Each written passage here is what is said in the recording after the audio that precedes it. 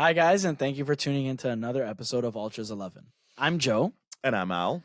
Before we get started, this is episode 77. You're probably saying, why is 77 so important to me and Al? Is it our angel numbers? Do we always see this number? No, because we don't know what angel numbers are. It's just the 77th episode that you're still not subscribed or commenting or liking our video. Kind of annoying, kind of redundant at this point, but hey, here we are. So go do that, please. Just shoot us a follow. It doesn't take nothing. That's We cool. got, you know what I mean? We got our homies now in Saudi, having a little chat with them. It's nice, but hey, what about our local guys? Yeah, nothing, like we try to be like spreading around. But we try to talk about like Canadian soccer, promote Canadian this and that, whatever. And like you guys are bad. I just want to interact with We you just guys. want to talk to you guys instead of being told we have zero ball knowledge from everybody in England. Yeah. Like we get it, man. You guys discovered the wheel. Apparently, you still think United's a good team. Yeah, we get it. My bad. Sorry, we said Man U one time. Like, Jesus.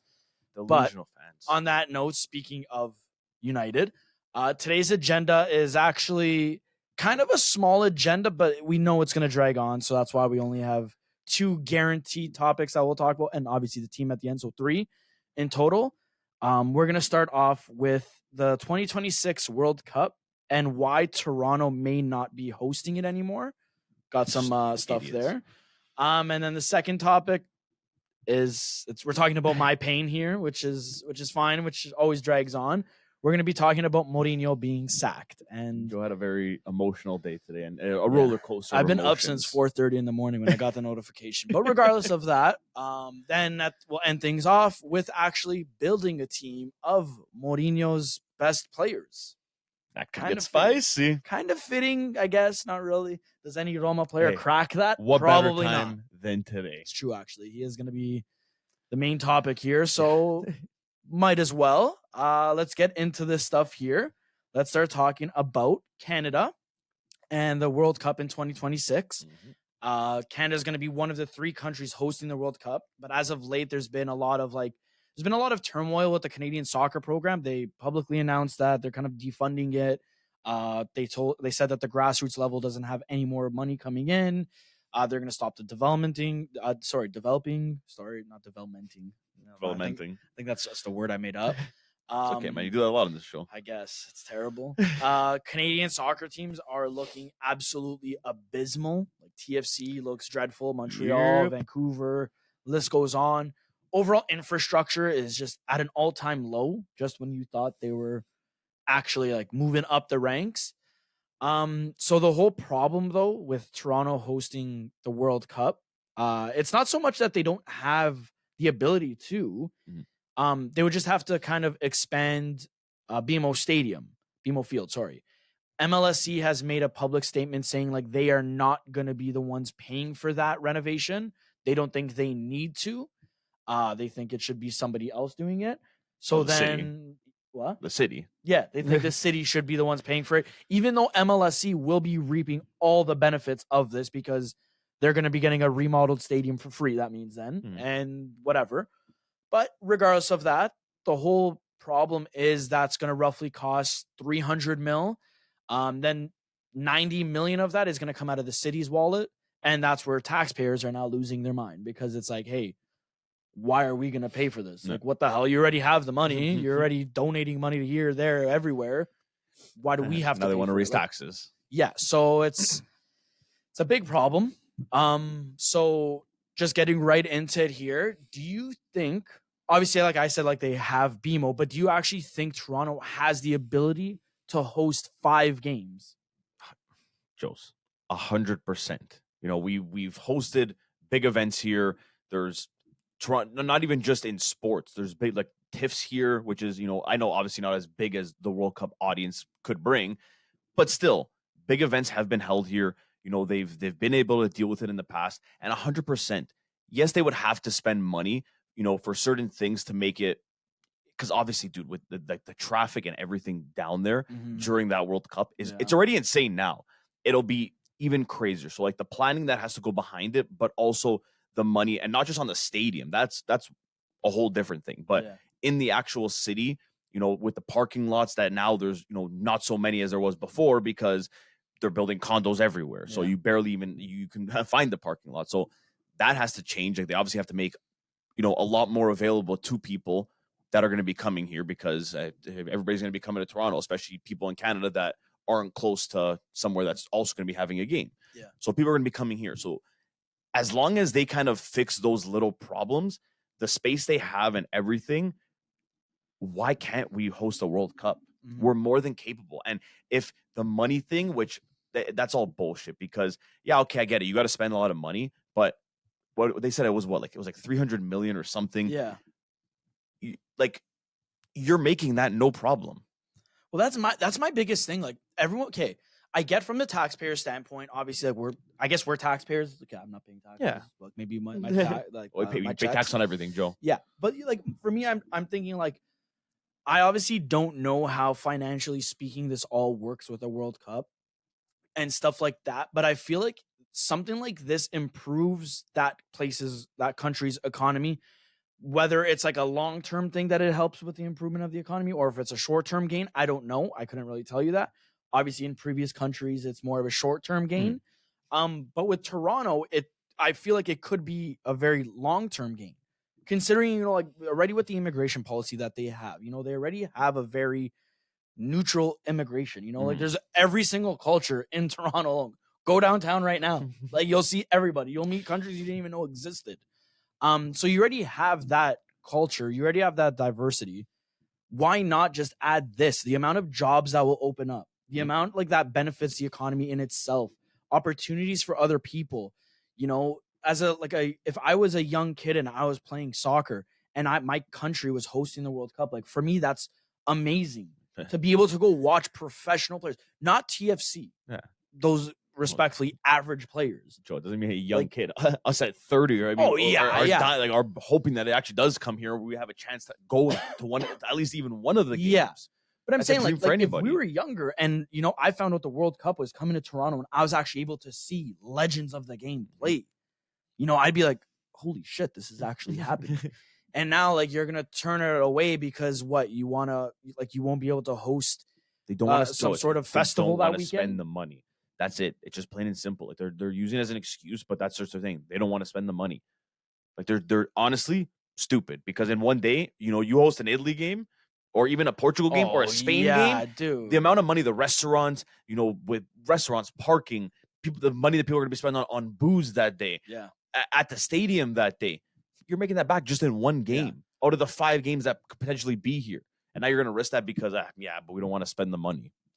Do a little bit of work. Yeah. Spend the money. You're going to reap the benefits at the end of it. So why not do it now? But stuff like this has me even questioning. Like, this was honest, like a thing I started thinking about. Does Canada, even at that point, okay, I guess Toronto doesn't really summarize all of Canada because Vancouver really hasn't said a word. Montreal has spoken up saying, hey, we could do it, stuff like that. They want to keep it there. But in my opinion, like, after the public announcement that they're going to stop funding grassroots soccer and stuff like that, like, I started thinking, like, is Canada even deserving of this World Cup? Yeah. It raises that question because, like, if you don't give a shit anymore to develop and create this kind of atmosphere and environment for youngsters to, like, whatever, then why should FIFA or anybody for that matter want to bring the sport over to you? Yeah. It makes no sense. And I don't understand how, an organization can look at a team that has been so bad for so many years. We grew up like majority of the time didn't even know Canada had a soccer team. True, actually. Because you never saw them anywhere, and they were just shit. Yeah. They didn't even come close to making anything. Now you see the progress they made. You see the talent that's coming out of Canada. You see how much better it's gone, and like these guys are like serious guys, man. Like Davies, like the last couple of years, one of the best left backs in the world. Yeah. He's Canadian. Like, you have this guy on your team, and you're like, you know what? Now we're not going to release. We're going to stop spending, and we're going to stop funding. We don't really want to put that much into Canadian development in soccer. Are you stupid? This is when you have to, go all in, put more than you ever have, because you see that whatever you're doing, it's working. Keep going with it, man. You can actually build something good. Like, people can.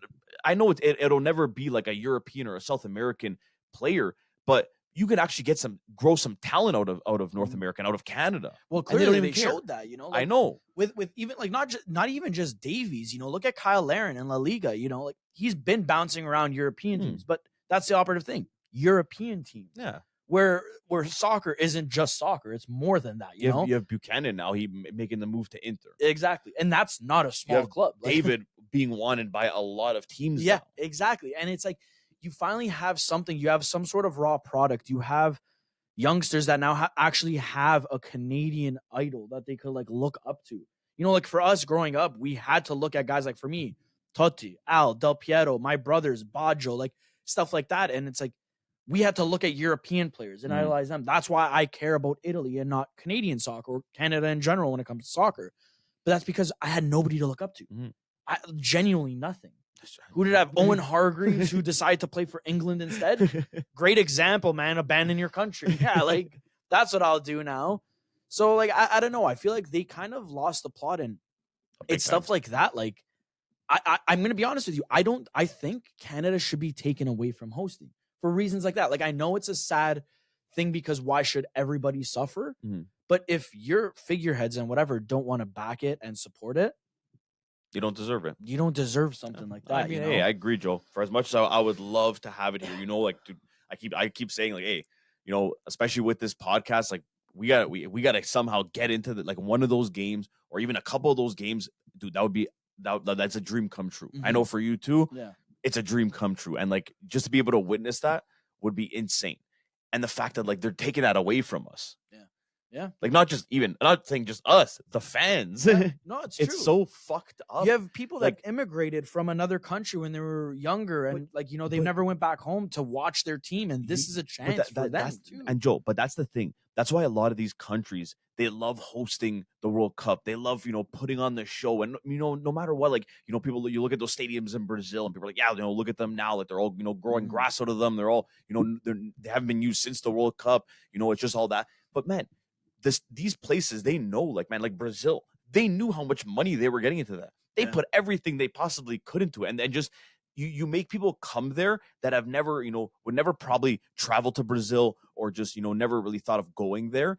And then they go there for that and they fall in love with the place. Like you really have it's really like you can really show off, you know, your cities, your country. And like Canada, that's an amazing opportunity. Yeah. No, Canada always has this bad narrative, you know, it's mainly in the States, but you get it all across the world that, you know, I had cousins in Italy. They're like, oh yeah, it's always cold in Canada. You know, you're always wearing. I'm like, no, it's cold in the winter, but like in the summer. As we're bundled up with a hoodie right now. Now and a hat. It's the middle of winter. It's not the middle. It's the beginning of winter, and yeah, it's cold in the summertime. It's not, but people have this narrative that you know, it's always cold. I remember when I used to go to Florida when I was younger. They're like, oh, do you guys like how often do you see polar bears? And I was like, where do you think I live? Like I don't live like in the icebergs, and we live like, in igloos in Antarctica. Like I don't know where you think what Canada is, and to be able to actually like host something and change that narrative, and you're inviting people. You know, people are going to come. It's not just people in Canada. You're going to get people. You know, if they're Italian and they're living in the States or from somewhere in Italy, and Italy's playing here in Toronto, most likely, if you're Italian, especially, they probably have family here.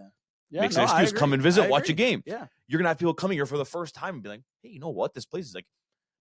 Toronto's pretty cool. Like, you know, it's actually really nice, a lot nicer than I expected. Yeah, they can do that and show that off, but they're throwing it all away. They don't care. You know, I don't know where their pride. Like, I mean, obviously it's in hockey. They never really cared about soccer until, you know, for a year they're like, hey, we got a pretty crazy soccer team. You know, we're gonna try to grow this thing, and then after that they're like, no more. We got too good, guys. We're no done. more. We no qualified more. for the World Cup. We made a World Cup. Yeah, we didn't win any. We scored games. one goal. We scored a goal. We're good. That's all that matters. We're going to start defunding the team, and we're not going to give them new jerseys. Other than Toronto, if this is all hypothetical, if Toronto is not hosting it, ultimately pull out, whatever, is there another place in Canada you'd want to see get that Toronto spot? Or do you think, or can handle? Who is it right now? Vancouver, Toronto, and who? That's it. It's just them two? It's just them two. To my knowledge, I'm pretty sure. So, I mean, if Toronto actually lost a spot, would be sick. Won't happen, but like somewhere like in like Alberta, close to Banff with the mountains, on Lake Louise. That'd be a crazy. That would be crazy. Stadium, that would be crazy. Obviously, never gonna happen. Unrealistic, but like that would just be an insane view. Probably could see it going to Montreal. Yeah, I think that's Like, probably the only. They have the stadium there. You know, if they have to, and I feel like Montreal, if they have to spend the money, they will. Yeah, and they like don't give a just to be able to say like, oh, like wait, Toronto's going to lose it now, we're going to get it. They'll just do it out of spite because they hate everything to do with it. It feeds to their everybody other ego than that them. they're European and like nobody else is European. Exactly. So you already know they would jump at that opportunity, and then like, I mean, that's probably the most realistic place that it'd probably go. Listen, They're not gonna go to PEI or something. I'll be the first to say it. Like, I actually originally thought the idea would be 3 places, and Montreal would be one of them. Mhm. I thought Toronto would definitely be one because like our infrastructure Again. that we already have, you know, it only makes sense because realistically, what would they have to do Mhm. to improve everything? And my honest opinion was like maybe they don't play in BMO because BMO doesn't have the capacity. Rather than extending BMO, they go to I don't know if it's called the Rogers Center anymore because they've changed the name so many times. But they go there. Yeah. You know where the Blue Jays play like and stuff like that. Because how much does that hold? 50 to 60,000? I think yeah. Something like Yeah, that. no, yeah, it would be good, but I think You know what I mean? Like they have artificial grass there though, right? yeah, but how much does it cost to put in real grass, man? But I know TFC had to sell a player to get real grass one time, but come on.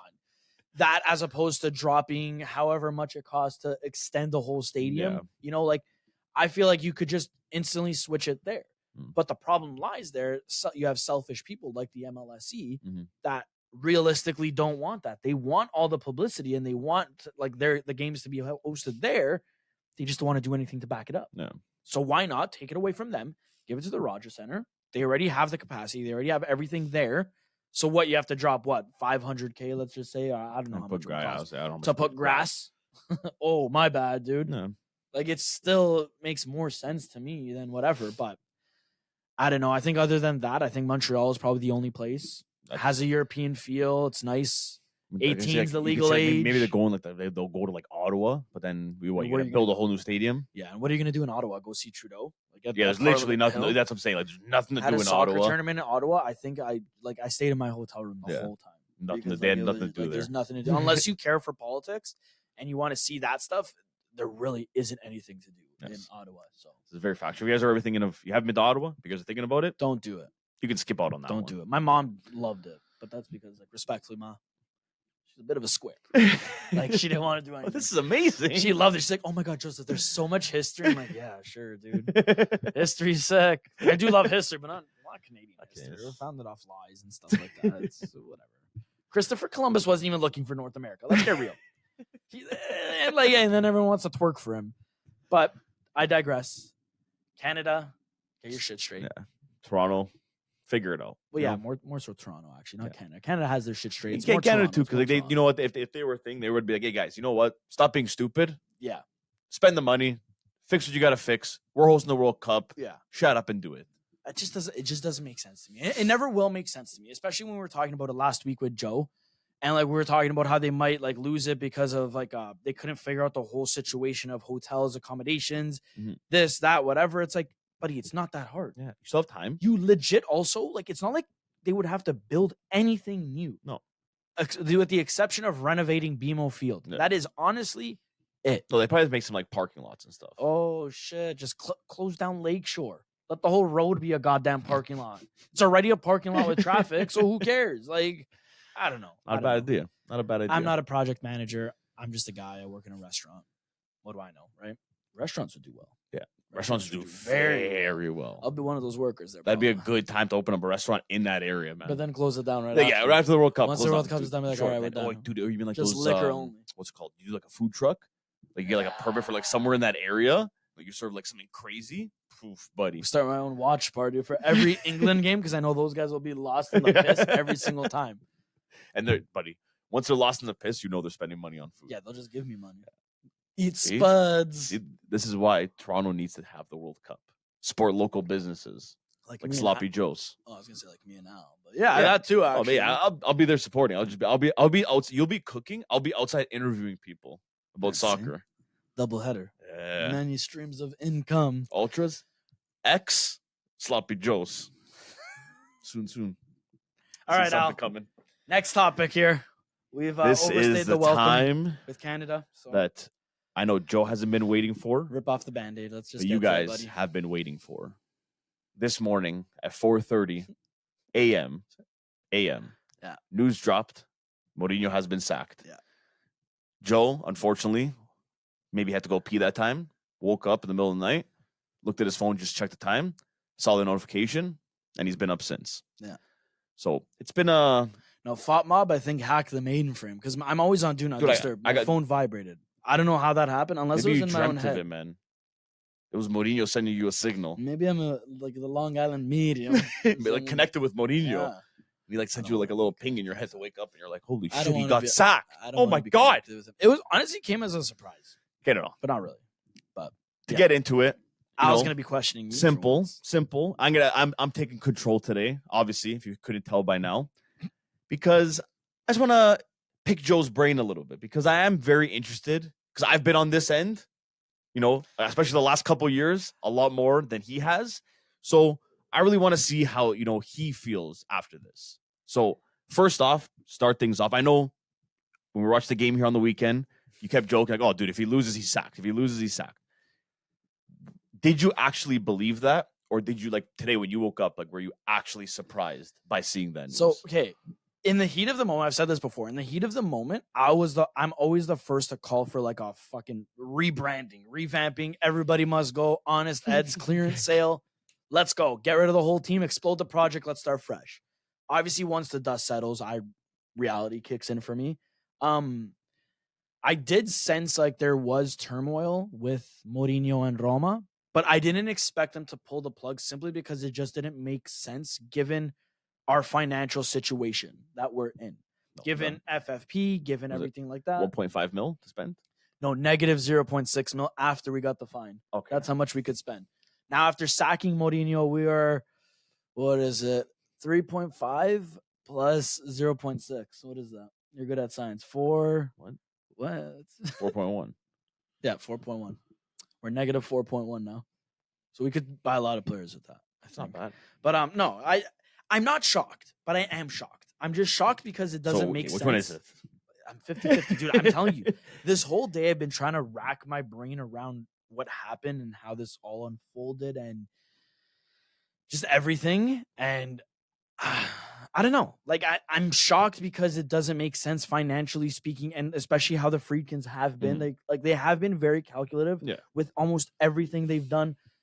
But I'm not shocked because they do work in silence with certain things. And this was a thing that I genuinely believe was kind of bubbling up, like it was simmering, and you knew something was going to happen. You knew there was problems when the Dan's the son. When he stopped showing up to games, I started questioning that a little bit, but like I didn't question it too much because I'm like, oh, they're just American owners. He doesn't want to be in Italy right now. I don't know. Like, I didn't think too much of it, but Okay. So 50-50 with the shocking part. I don't know. Okay. So when Mourinho came into Roma's team, when he first joined, I made fun of you.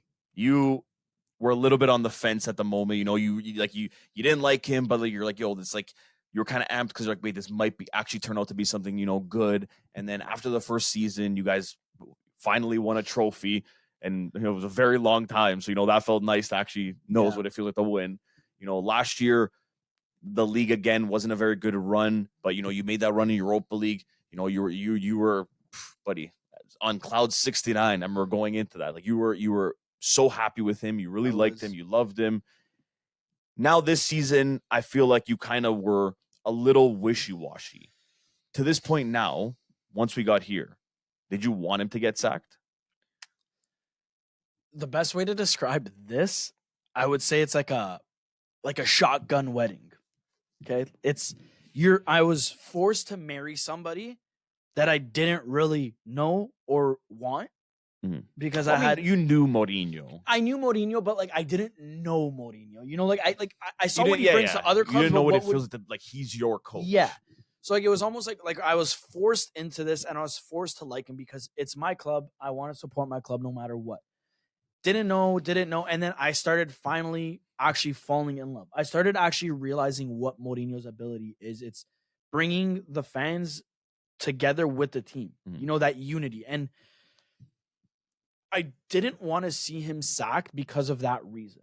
Because I'm not going to lie to you, this is the first time I could honestly say since I supported Roma that there was actually fans. There was unity amongst fans. I wasn't reading every week that, get rid of this guy, fire this guy. You guys aren't worthy of this. You guys can't do this. Like for once, the fans just always backed Roma. 80th minute, we're losing 3-0 to fucking Spezia, Salernitana, the worst teams in the world. They're still chanting the team. Like that is the Mourinho effect. So that's why I didn't want him to get sacked, because where else are we gonna get that, man? You're not gonna find that. And as much as it's like, oh yeah, you could get that with another coach, you could maybe whatever. Once success starts rolling in, yes, but no, because success, yeah, they'll obviously back them because they're successful. But the second it goes tough, like that's when you see everybody leave. Under the worst circumstances, the Roma fans actually backed Mourinho, which is something I've never seen. So I didn't want to see him get sacked for that reason. But to look at you and say, like, he's a coach that cares about the final result, the final score. And when you're not getting those results anymore, and you're also playing the type of football you were playing without evolving, without changing, without whatever, it gets irritating. I wanted him gone for that reason, because it was just like, dude, shut up. Fucking change this stale tactic that isn't working. We clearly suck on defense, yet you still insist on parking the bus. Dybala could play 90 minutes only. Lukaku demands the ball at his feet and can't do anything else. Switch it. Do something. Stop relying on these two guys. Clearly, it's not working anymore. But no, he's an old dog. I don't know. Okay, I respect it. So clearly, in all this, Mourinho's tenure at Roma was very weird. Yeah, to say the least. Like I feel like that's kind of the best way to describe it. It was good, but like it wasn't that good. But it wasn't bad. Like, it wasn't the worst. Yeah. But there was points where it was bad. Where do you think? Because obviously this was boiling up. If for the way it happened today, this was overtime. This didn't just happen after the Milan game. It didn't just happen recently. I don't think. Yeah. Where do you think like the issue started happening? Where do you think it all went wrong? Last year, when he made up the excuses why Roma couldn't finish in a top 4 spot, I think that's when. Not from the fan base point of view, but I think head office from their point of view, yeah, that's where they started losing the interest in Mourinho. Juve was deducted the points. Perfect opportunity for us to, step up that little bit and step into top 4, compete, whatever. There was none of that desire. And then he came out and said, oh, this is the league. You don't know actually if Juve has the points, which I agree. But at that point, it doesn't matter. You just still should be playing your game. Yeah, you got to play your game. You know what I mean?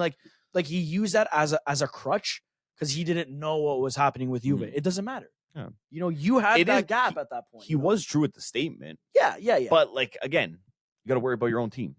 That's the thing. If my thing that pisses me off, and everybody will argue this, but it's like at the end of the day, whether Juve had points taken away or not, or whatever the case was, yes, I get there was a lot of confusion and stuff like that. It's the principle that you could tell he gave up on the league. And he gave up on the league rather early. Like, I want to say like February, January, we lost like 2 or 3 games straight. He gave up on the league and said, oh, well, you don't know if Juve has the points or not. We'll figure out Europa League. It doesn't matter to me because, again, if he would have stayed true, started actually focusing on the league, whatever it is, like, we would have been in a top 4 spot. And then with Europa League, obviously I get Mourinho's logic. He does love silverware. Again, it's about the result for him. But it's like, yeah, you just had to win a final. You're undefeated in finals, blah, blah, blah. Cool, but it doesn't mean you're going to be Mr. Automatic still. You know what I mean? Like, that was still a one-off game you had to win. And then the game's decided, which I agree still, Anthony Taylor royally fucked up. Hey, but that is going to happen, but you can only use the ref as an excuse for so, you know what I mean? For so many times. To me, then it just becomes a repetitive thing with Mourinho that when the going gets tough, I'm blaming the referee. And in that scenario, yes, you're able to blame the referee. I agree. Fuck Anthony Taylor. But at the same time, you take off your best player because he only had 60 minutes in his leg. Why did you even start him then? Why don't you bring him in a little later on in the game so you could stretch him out? And we ended up going to pens. He would have been great. And admit to his mistake of starting him instead of saving him and use him as a substitute. When you think about who took our penalty shots, Mancini, who I love Mancini. That guy can't fucking shoot a ball. Ibanez, who is known to make mistakes with a 5-yard pass, shouldn't be taking a penalty shot. Your best shooters are on the bench. Why? Because you took them out already. Because you changed the tactical approach to parking the bus. No, that's on you. We wouldn't have been in the position that you needed Anthony Taylor to make the right call if it wasn't chuffed. You know what I mean? So like I'll thank him constantly for the how he rejuvenated a fan base and made them fall in love again with Roma. But I will also say he brought a lot of demise in certain regards to Roma to make us believe that Roma on paper isn't a team that should be competing for the top 4 spot. No. You know what I mean? Like, and that's my biggest piss off with him. No. Some of the stuff he would say never really stood too well with. I mean, any of the teams that he's coached, he says a lot of things, and it's just like, well, I mean, okay, you mean probably could have not said that, but hey, you know what? You're still my coach. I'll take it, whatever. But then now he's gone, you're kind of like, dude, why the fuck did you? Don't get me wrong. Like, my biggest thing is like, you look at his 3 years. So like, well, okay, 2.5 technically, and he says he never had a player like Dybala on this Roma team, and he's irreplaceable, and no like shit like that. He doesn't have 2 of him. Basically, just stroking Dybala. Great, I agree. We probably haven't had a player of Dybala's technical quality since, I would even argue, maybe Totti. Okay, like I will go that far. I do agree with that statement. But Mourinho's first year there, he had more goals. Sorry, Roma had more goals without Dybala. And that was coming from Pellegrini, Tammy Abraham, Zaniolo. Pellegrini had more assists that year than Dybala had in Dybala's first year. No. And then you bring Dybala in, you reduce Pellegrini down to a different position he doesn't know. Tammy, he's not familiar with Dybala, obviously. You made a relationship with Pellegrini, and then you're questioning why stuff doesn't work. At one point, I remember when we got Dybala, everybody was going crazy saying that attack is absolutely absurd. Zaniolo, Tammy Abraham, Pellegrini, and Dybala now? Yeah. Game over. They won the league. They're finishing top 4. I remember you even saying to me, dude, I think this is the year, man. That was a good attack, man. And then what ended up happening? We actually only got into Europa League because Juve was kicked out. Yeah. Other than that, we didn't qualify for anything. So he got lucky. He got in there off a technicality. And now he's going to tell me, he doesn't have a good team. No, brother. You do. You got Lukaku. You got a lot of teams' dream striker. On paper, we are better than Bologna. Yep. People argue with me and say, Fiorentina's decent. No. Nobody even knows Fiorentina's starting 11. So don't give me that shit. No one knows that they're just playing very well, and now you're learning who these guys are. So Roma's better than them. Lazio, don't even. We should not have lost them the last 3 years. It's been absurd. I'm sorry. No, the fact that they have our number. That's crazy. And it's crazy because Lazio is not good in any shape or form. They go and play Roma and they beat you guys every time. And Mourinho's supposed to be the GOAT. Like, he's supposed to be this god, but he can't scrape together. My team's not good. We don't have the right attitude. Start talking too much against Saudi. I want bandits when we play away games. What? Focus on winning a game. Don't worry about away games right now. Focus on winning games. Like, I don't know. It's just absurd. A lot of these claims, I don't get. I understand maybe there hasn't been enough financial backup. And in an ideal world, in 5 years, whatever, if Roma starts qualifying consistently for Champions League, would Mourinho be the right guy for them at that point? Yes. But we weren't at that stage. It's the wrong time for him. The mentality of the players isn't what he needs or what he's at. Like, I don't know. He lost the dressing room for sure. Yeah, you can definitely tell that. You saw it in like the more recent games. He didn't it just looked like he didn't have that connection like he once did with like certain players, and like it just looked like he was slowly like just starting to like just kind of drift away from the team and distance. Like you can I don't know. For me, like at least like when I would watch the games when he actually was coaching, because majority of the time he wasn't coaching because he got kicked out and got a red card. He just looked like he did. Like it wasn't the same Mourinho that it was like last year. That's what I mean. Like there was some sort of spark. I don't know if it's with him, with the players, whatever it is, but like he always had the connection with the fans. It's like somewhere along the lines though, he lost the connection with the players. Yeah.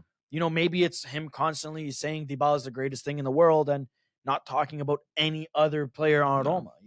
It could be that. I think what fucked him up was losing that. Like I genuinely think that he thought that you guys were winning that Europa. Well, there was a thing I read on Twitter. How true is it? I don't know. This is why I don't want to I don't really talk about it or say it. They were saying that the Friedkins, Roma's ownership, wanted to actually sack Mourinho after that game was lost. but they didn't end up doing it for whatever reason. I don't know. I'm not Probably too them, expensive. but probably too expensive, and we owe money to everybody. But it's just like I don't know. This is Joe. Like all good things, Mourinho's time with Roma has come to an end. They already got a replacement, the king of Rome. No, he's not the king. He's the king of Rome. No, don't give me the Totti. No, he wishes he was the king. De Rossi, the king of Rome, is back now, coaching the team. Start crying. I know what this is like. You know what? I don't, because this is like Del Piero coming in to coach like Juve. I know that'll never happen, but that's like that. Yeah. We had Pirlo. It was nice. Like I loved every second of it, but I feel like it wasn't the same. And now they got him. I mean, we heard the news at 4:30, and by the time I woke up in the morning, he was already named as coach and all that, and he already did a training today. So everything kind of happened very quickly. You know, do you think now bringing De Rossi in was a good thing or a bad thing? To bring De Rossi in, I'm gonna be honest with you, it's a double-edged sword, in my honest opinion, because this is the thing. For the fans will never turn on De Rossi. Mm-hmm. So the owners think in turn they have now earned the fans' respect because it's like, oh, they're giving us our club legend back and whatever. But this is where they're wrong. If this goes terribly, the fan base, whatever respect the Friedkins earned, will be lost right away, because then they're going to turn around and say, you used De Rossi as a scapegoat because you guys don't know what the heck you're doing, or something like that. And I obviously love the fact that this happened, because it's like, oh, I love De Rossi, you know, my king, like shit like that. But I'm just scared they're not treating him with the respect he actually deserves. And this goes for any coach, not just De Rossi. It's just a little bit more amplified because he's a club legend, you know? If Roma absolutely tanks the rest of the season, you know, the Friedkins could sweep this under the rug and say, he's a coach. He's only coached a professional team for 18 games. What did you expect? He was never going to be whatever. He was a stopgap. He was this. But that's a slap in the face for a club legend. Like me looking in, I want them to treat him with more respect. I want them to give him an option to extend for a year, you know, because that's what he deserves, you know, like, saying that now, could you see him actually, like, realistically finishing the season and going on to the next season? My heart says I want that to happen and I need that to happen. So I love Roma still. As a realist. But as a realist, it's tough, because I feel like anytime you bring in a coach in like halfway through the season, they can maybe motivate the players well enough that they stay relevant, you know, and maybe a normal coach. That's the thing. When it's a club legend and a guy like him, has that just Roman blood in him. Gladiator blood. It's different. You know what I mean? Yes. But I don't know. I want to look at you and say Roma's 4 points from Champions League.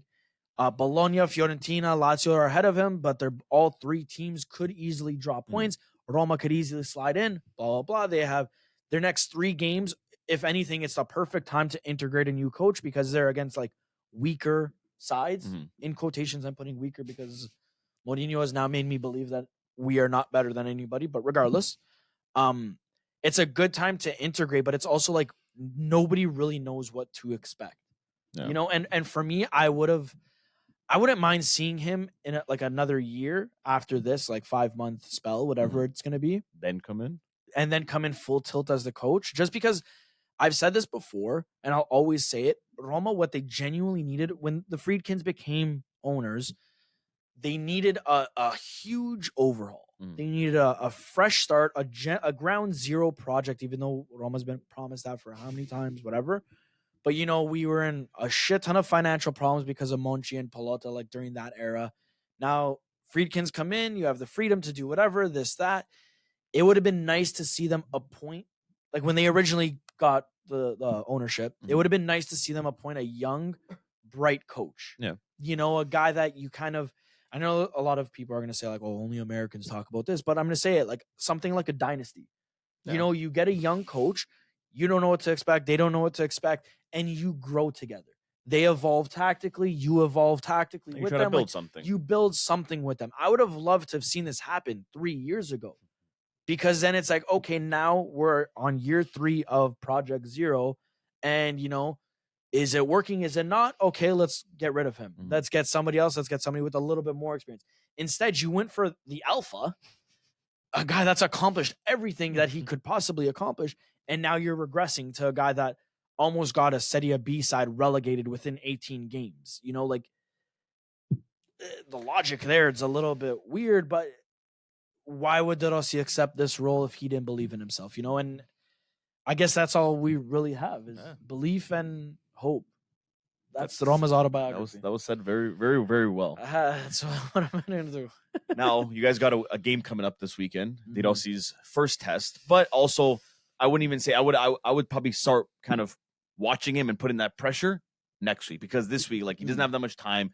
Yeah. You know, he's most likely probably gonna, you know, do a similar lineup to the last one Mourinho did, you know, same kind of formation. But, you know, going forward, he might start trying to put his own kind of thing into it and his own, you know, vision for the team. And what do you think that vision looks like? Like, how do you see them lining up? Honestly, with De Rossi? I see it going very young. And that's why that's where my excitement comes with De Rossi, because when he was playing, he used to go train with the Primavera side. He would go there, he would talk to them, he'd be their best friends. That's why, like, guys like Lorenzo Pellegrini have a great relationship already, because when they were under 21, whatever, he was going to their practices, he was training with them, talking to them and shit like that. And, like, you know, there's already that respect and love. And his father coached the under 21s. The Primavera team, and now is in charge of youth development there. So it's a whole family affair now, and it's kind of sick. So, like, I expect to see a lot of these youngsters getting more of a chance. You know, I could see him starting with a 3-man backline, just kind of imitating what Mourinho did, just to see, maybe tweak a little things. You already saw his training today. He wanted everything to be done faster, and he was yelling at them about moving quicker and getting there, like, whatever, which is nice to see, because apparently we don't want to move fast. I see Pellegrini and Cristante being his centerpiece, honestly, because he's already said his admiration for Cristante. He said he'd want to have 11 Cristantes, which is a very weird flex, but hey, whatever. I agree with you. You're my king. I could see Lukaku being dropped down to the bench unless he starts to show more of a team initiative rather than a solo ops kind of guy. It might be tough because who do we have? I can't really see that until Tammy's kind of at least at like 80-90%, because you're not going to just rely on the cock, because I'm sorry, the guy can't score. No, but this is the only reason why I could see him maybe putting an emphasis or giving the cock more time is because of everything else he does. Because you look at even De Rossi when he played, you need to score goals, man. Yeah, but if the formation is placed correctly, if certain players are used in a correct manner, he's got to like tweak it and figure it out. But I don't think Lukaku loses his spot for a while until like they that's the thing else. Where like it's a delicate situation in that regard, because it's like realistically, like, Roma's depth in attack without Tammy there, it's decent enough against mid to low table sides, but that's really it, you know? Yeah. I don't know. I would absolutely love to see, I was going to say Mourinho. Wow. It hasn't even been 24 hours. Okay, guys. It's okay. You didn't have much sleep, Joe.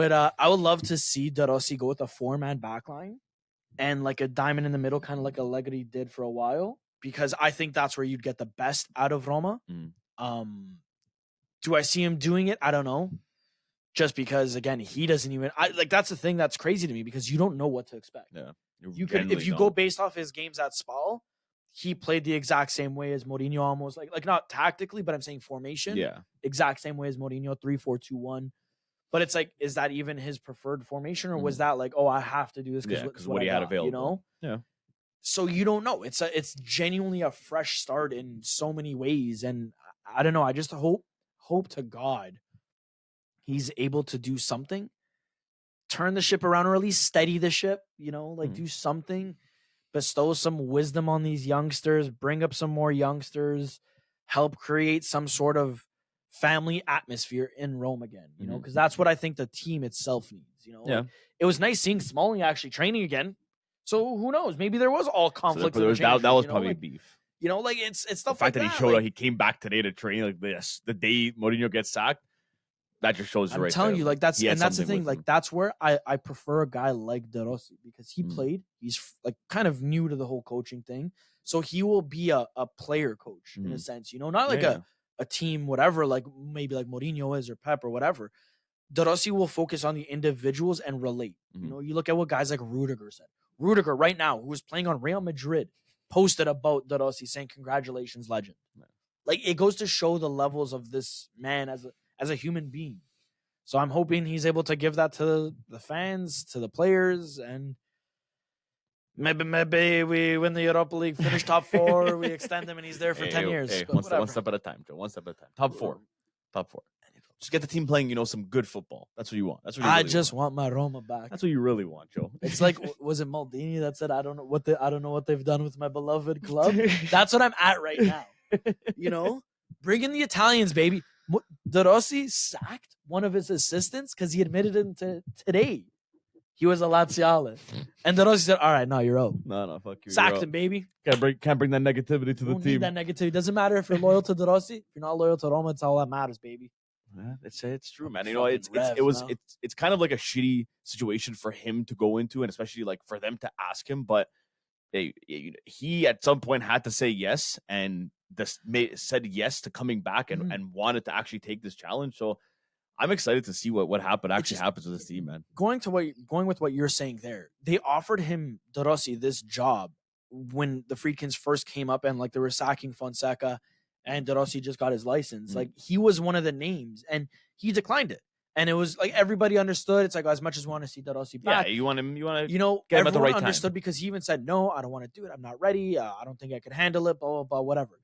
It just there's something in me. It could be my nostalgia speaking, honestly, but there's something in me that thinks like, why is he accepting it now? This is, if anything, harder than that. Like right now, it's the most difficult period, and yet you are okay with taking over the team now.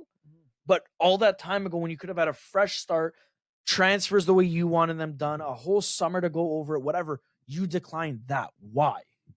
And what's so different? You also don't know too this time here what the Friedkin said, because obviously they had to move quick. They knew they were gonna sack Mourinho. They knew they needed somebody, and he was one of the top guys on that list. You don't know what they said to him, like to try to convince him, like I was saying earlier, like bring that, like he's has that Roman heart, like to bring that love for Roma back and show these players what it means to play for Roma. They could have just kind of sold him on that, and he was like, hey, you know what, I'll take it. Or, he just said, like, this opportunity came up. He felt, okay, his time at Spal didn't go well, but like, you can't look too much There's at always that. Unsuccessful stories in coaches' careers. Exactly. Like, There's no matter a what. turnaround. They get that opportunity, that one opportunity, and they completely change everything. So this can be it for De Rossi. This can be like that chance where, you see him before and you're like, yeah, okay, he's going to go there. What the hell's he going to do? He didn't know they would Spal. He comes here and like, he has Roma within like, a couple months playing some like beautiful, like liquid football. You're going to be like, hey, what the fuck? Why can you do this at Spal? Also, the level of players that you have available to you. Yeah. People tend to forget that sometimes. I just hope that like the president, the owner, whatever, they treat him with the respect he deserves. Like, again, every coach deserves this respect, that like if you're an interim manager and you do well, you should be considered or even extended at least for a year. I just hope it's a little bit extra respect because of who he is to the club. That's all 100%. I honestly ask. He deserves that. He at a minimum. Yeah. At a minimum. Yeah. No, they got to give him that. So, Joe, before we go into Mo's all-time 11, I just want to, put you on the spot here and give you a couple minutes. If you have anything to say to Mourinho, just as, he's listening to this podcast right now, he's listening to us and he's like, wow, guys, you know what? You guys covered everything pretty well. Do you have any final words? Final words on Mo? I absolutely to Mo. I absolutely despised you when we first got you. Absolutely, with everything, every fiber in me. But I gained a lot of respect for him. And sorry, you. I'm supposed to be talking to you. Because what you showed, the passion, the desire, the hunger, you brought a trophy home, and honestly, put that aside for a second, because I know trophies mean a lot, but if you're a Roma fan, you kind of get used to no trophies. It's all about vibes at a certain point, and you brought a good vibe in for a while, for a hot minute. You reinvigorated a fan base. You were good. You're like that girlfriend that you're the perfect person, but just the wrong time, that's the best way to describe it. And I do love the guy. I have to say, I do love the guy. And when I saw him leaving and they were dabbing him up, and then he started crying a little bit, and you see the fans start crying. I'm like, man, kind of got me too, that video. Like, I saw that. I'm like, shit. Like, I kind of twerked for you to leave, and like, I shouldn't have. Like, now I feel kind of like I regret it. Part of it. Like, I'm sorry, but like, it's every good thing must come to an end. Yeah. Every cycle must end. You already know he would have 100% taken a renewal. Who's to say he doesn't come back as a figure? Renewal. Yeah, he was. Yeah, guys, he really was. Still waiting. I still I haven't heard still anything think from Roma. he was done dirty in the sense that they should have waited till the end of the year. But we're here now. Love you, buddy. Hope you come to watch a couple of De Rossi's games. I know the fan base will always welcome you. Hope you can make some time to come onto the podcast so we can have some words with you. I would love to talk shop with you and pick your brain about a lot of things. Lot of things. It's crazy because when he first signed, actually, I used to make fun of on Twitter or X, sorry, we call them homosexuals because they absolutely twerk for Mourinho. He can't do any wherever wrong. He goes. No matter what, they'll support the team, but they support Mourinho first and foremost. And I always wondered how. It's a fucking coach. Respectfully, it's not a player. He doesn't make a difference. None of this shit, like whatever. But I could see why. In saying that, I'm so glad you guys are all off the Roma bandwagon now, because you guys suck as a fan base and will never accept reality that he could do wrong sometimes. Joe, I know what that feels like, man. Fuck, man. It's so annoying. That was when we had Ronaldo and all the Ronaldo fangirls come over. Shit, and they just somebody else does bad. They're going after somebody else's head. It's like, hey, dude, shut up. The day he left, Juve Twitter went back to normal. That's like they're doing wrong. There are some like cool people that are like, message him, talk shop, whatever. Some of them, I know exactly what those type of fan accounts and stuff. But you expect they can do no wrong. Yeah, they can do no wrong. Budget and shit like that, brother. You have Dybala, Lukaku. Like what? You got Renato Sanchez, who everybody twerked for some reason. Like, shut up, grow up, man. I wonder if now he stays or he still. Nah, terminate that bitch. Thiago Pinto's gone. Everyone's gone. Clean house, buddy. We're bringing in legends back. Nangolan is going to be a figurehead with Totti and Strutzman. Kevin Struman's going to play. That's what I mean. Plays for Genoa. He's going to come back and play tomorrow. He's going to be Cristante's backup. He'll start over Cristante. Never mind. No. They don't say no, for the vibes. Yeah.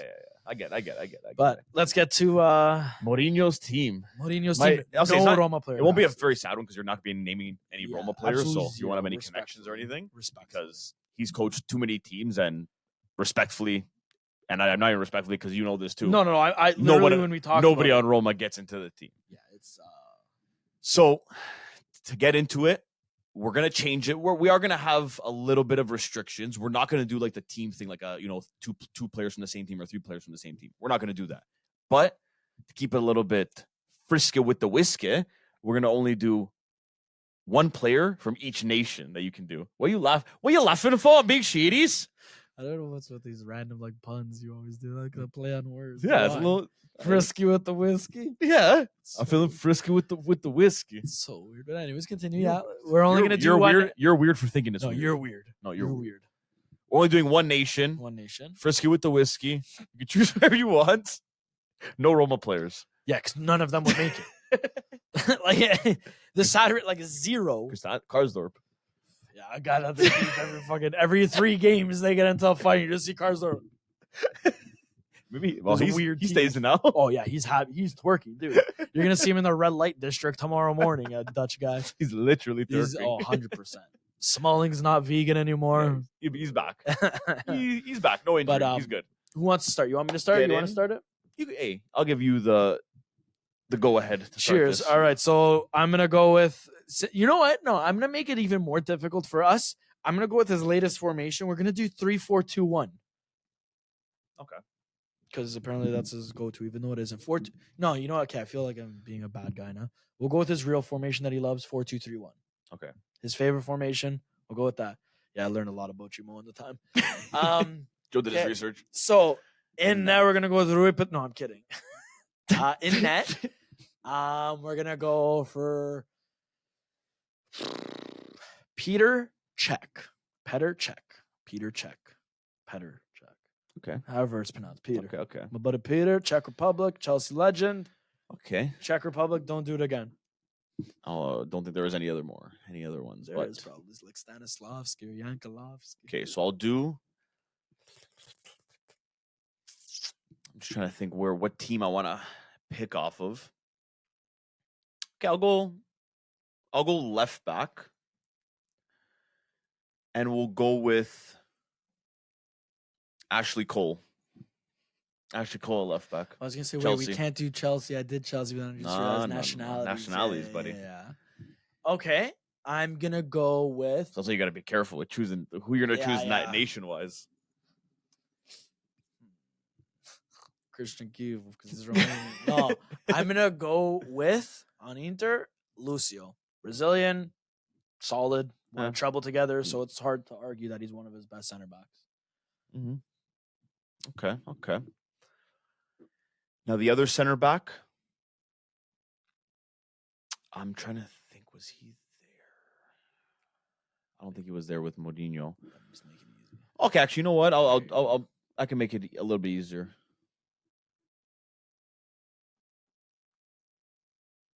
Yeah, you know what? Fuck you, Joe. I'm gonna go Sergio Ramos. Oh yeah, that's fine. That's fine. Okay. I would have said the same thing. Yeah. Oh, okay. No, I was just trying to like save Spain, but then I'm trying to think. I'm honestly like I'm gonna tell you honestly. For me, I'm not gonna save a nation because this player was better than whatever. I'm gonna say it because these guys were the best. At their position whatever. for Mourinho. Hey, go ahead, continue. Okay, so for me, right back.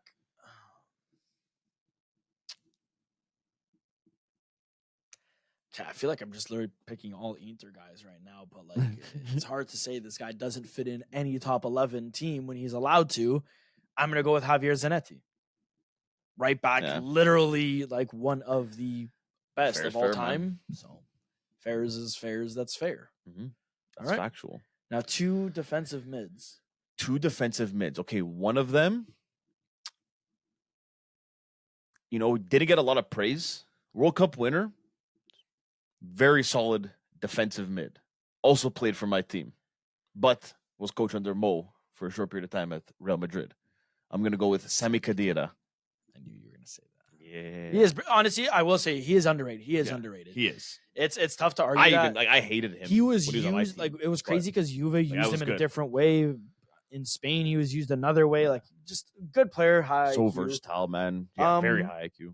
And since you went with Germany, I'm going to go with the player that I feel like a lot of people forget about. Why? I don't know, but people forget about him. I'm going to go with Michael Essien. Ooh. Michael Essien. You could choose which club he played. I think he was with Real Madrid, though, when Mourinho was there. And Chelsea, I think. Yeah, Chelsea for sure. Yeah. But I'm saying, like, I think he might have been with Real Madrid during that era as well. But, yeah. Okay. Michael Essien, final offer. Okay. I mean, plain and simple. I'll start off in the middle. I'll go with our cam. Has to be Wesley Sneijder.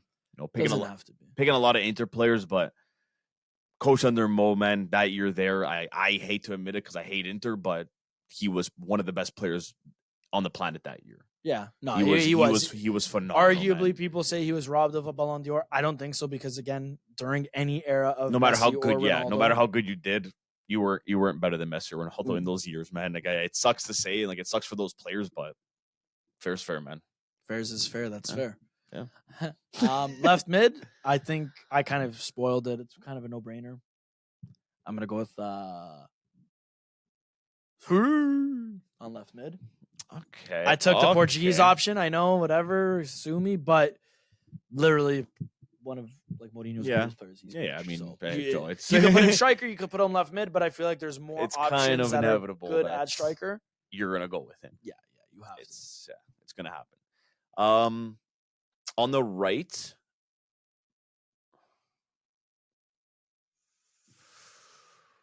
I'm trying to choose between if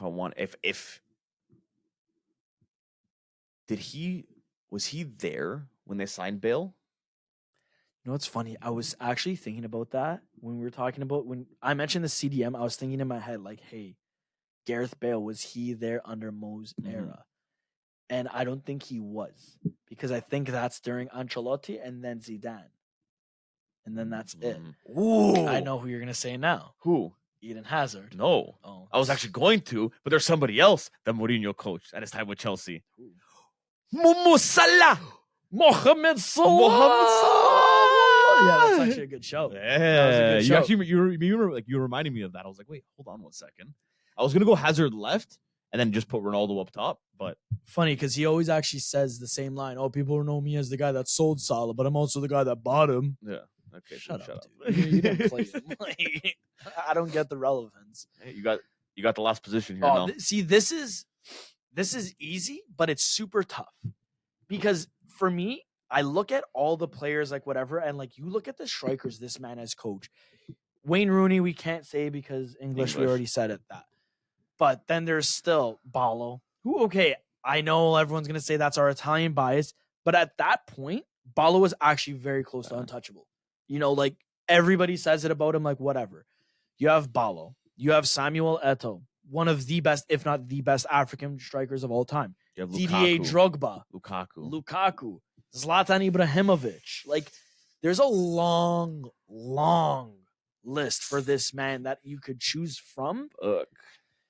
It's on you, man. You got to choose it. I'm going to go with just because. I feel like you can go with anybody there. And no one could bat an eye. If you bat an eye, then you're battling something. I'm going to go with, though, Zlatan Ibrahimovic. Just because. I'd probably, for me, it was either between him or Eto'o. Yeah. Honestly, even Drogba. I was going to say for me, man, it was. That's so tough. You know what? No. I'm going to switch it. Because the epitome of a Mourinho striker was Didier Drogba. So I'm going to go with Didier Drogba instead. Yeah. Big, strong, great in the air, hustled hard. Didier Drogba, you're my striker for that team.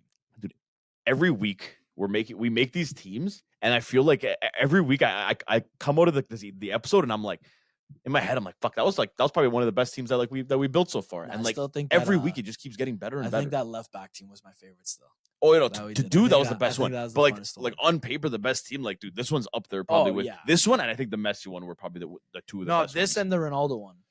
I like the Ronaldo one more than Messi, to be honest with you. The Ronaldo one was first. Yeah. Sorry, I like the Ronaldo one more. I thought we did Messi first. Yeah.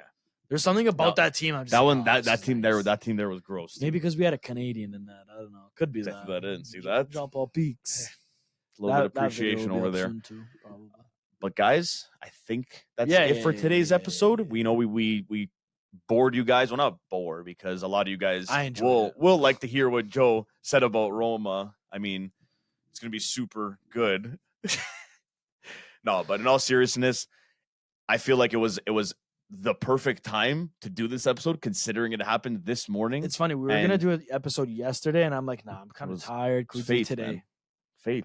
Fate said wait a day. Maybe we should have done it yesterday. Yeah, but then we'd be talking about this Mourinho news a week later. Yeah, so, true, hey, it happened at a perfect time. I think we covered everything. We got to hear about what you think now with ROSSI.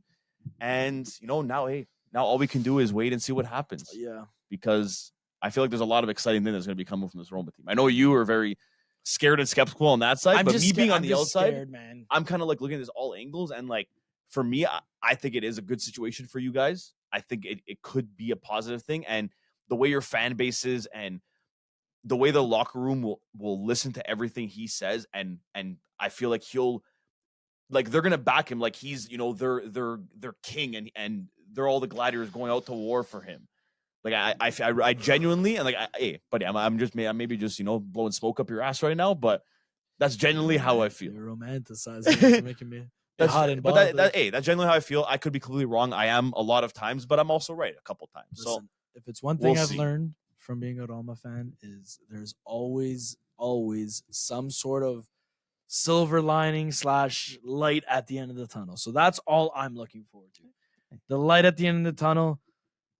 When we win the Europa League, maybe. No, I'm kidding. I just we'll see where Roma's at in May. We'll revisit this conversation. Yeah. See how ROSSI actually ended up doing for pretty much the season, because there'll probably be a couple games by that point. Maybe Roma will be in a Europa League final. We can maybe do like a live stream for that. Who knows if that actually happens? We'll see. No. We're not doing a live stream. If that ever happens, or maybe you go to another Roma bar and because that went well last year, right? Where did they win when you were watching? At home. My house. Yeah, no, but I'm saying you at a home. A home. Nah, that's what I thought. That's what I thought. Never again. Guys, before Joe starts crying, guy hugs. Hey, we didn't deserve to be here, man. Shut up. We deserve it. We're gonna end things off there. Sorry. Joe's gonna start just getting very emotional right now. Nobody wants to see that. I'm gonna So, go play FIFA. guys, if you haven't already, don't forget to follow us on TikTok, Twitter, and Instagram at UltrasXI. Don't forget to check out our YouTube channel, UltrasXI, obviously. Subscribe, leave a like, leave a comment. We see your comments. We're having a chat with a guy from Saudi today. So we see everything, guys. Feel free to share. And yeah, on that note, guys, we'll see you next week. We'll hear you next week. Joe maybe might not be here because depending how Roma goes this weekend, he might just want to stay home for a week and just cry in the corner of his room. So we'll see you guys. We'll see. Later. Ciao, ciao.